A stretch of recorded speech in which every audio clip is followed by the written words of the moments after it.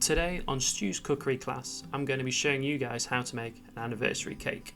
So we'll start with the cake itself. We're going to take 200 grams of butter and 200 grams of caster sugar and cream these in a bowl till they're really nice and smooth. I'm doing this by hand, but if you have a stand mixer or electric whisk, you could use that. Once it's really nice and light and fluffy, you can go and add 1 egg and then a little flour. And repeat this process until you've added 200 grams of flour and 4 eggs. Once your batter's really nice and smooth and glossy like this, it's ready to split between your bowls. But first, I'm going to cut 4 strips of greaseproof to line the edges,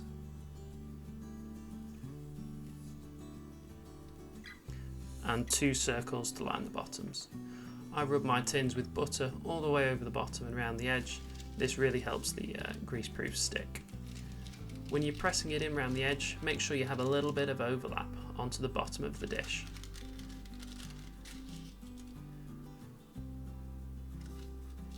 And just make sure it's all pressed down evenly. Once you've done both, you can split the cake batter between the bowls, and we'll be baking it on 180 for 20 to 25 minutes.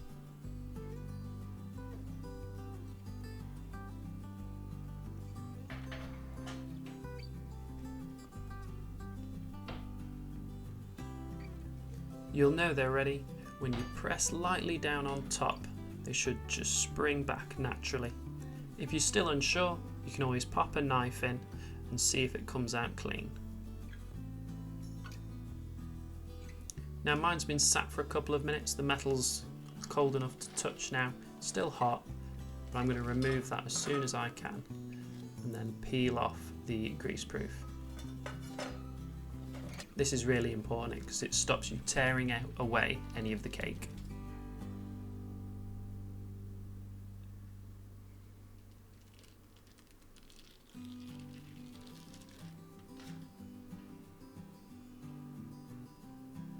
Now we're moving on to the icing, so I'm going to be making some buttercream and using some bought fondant icing.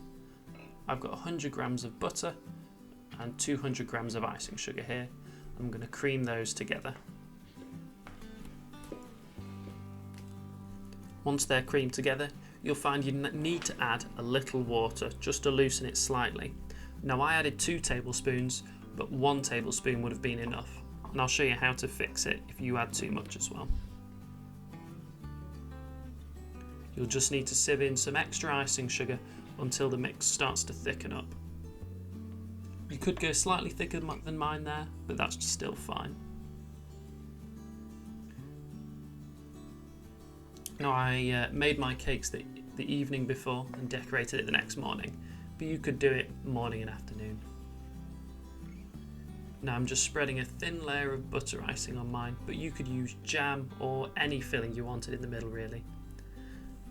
And then it's really important to lay the other cake bottom side up so you have a perfectly flat surface to work with. I'm then going to buttercream all the way around the edge and over the top to get a nice smooth finish. I'm also making sure that I'm filling in any gap around the edge.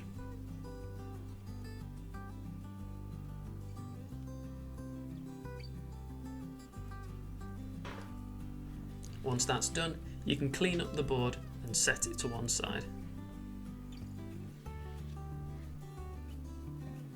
Now I'm using bought fondant icing, so I'm just going to work it till it starts to soften and it's ever so slightly tacky.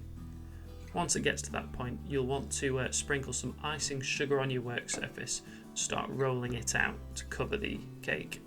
Now I used 300 grams of icing here, but my icing's quite thin and it just had enough to cover the cake, so you could use something more like 500 grams and that would make life easier. Once your icing's big enough to cover the cake, you want to carefully lift it up using the rolling pin, like so.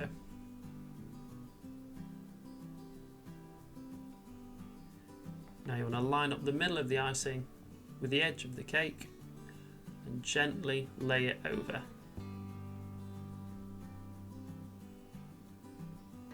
You can always pick this up and readjust as you need to, but mine's on okay.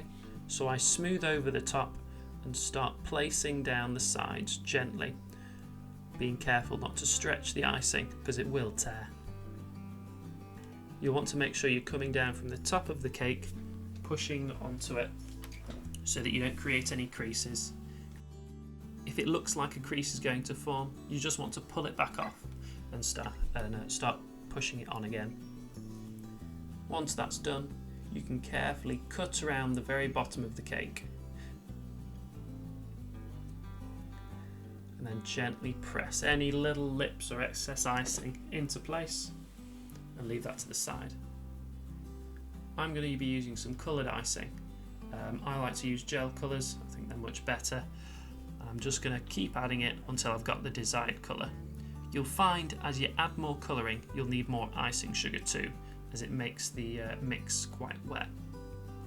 You want to make sure you really clean up after, because the colour will transfer from the tiniest speck, and the darker the colour, the bigger mess it'll make. Now that I've got my colours ready, I'm going to roll them out, and I actually left mine for 10 minutes before cutting them to give them a really sharp edge when cut. You will find the more detail you have on your cutters, the more careful you'll need to be, and you may well need to use a knife to finish off any detailed points.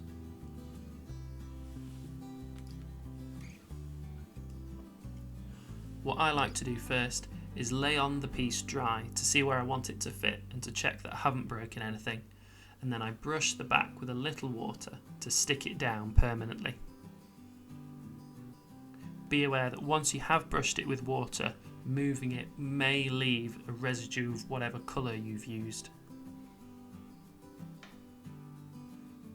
And that's it. You can go with whatever design you want. I mimicked our wedding cake, and I'm just brushing over the top here with a little water to get rid of some of the flowery looking icing sugar on top. If you like this video, why not check out my video on how to make homemade blackberry vodka or my midweek meals playlist for quick and easy dinners.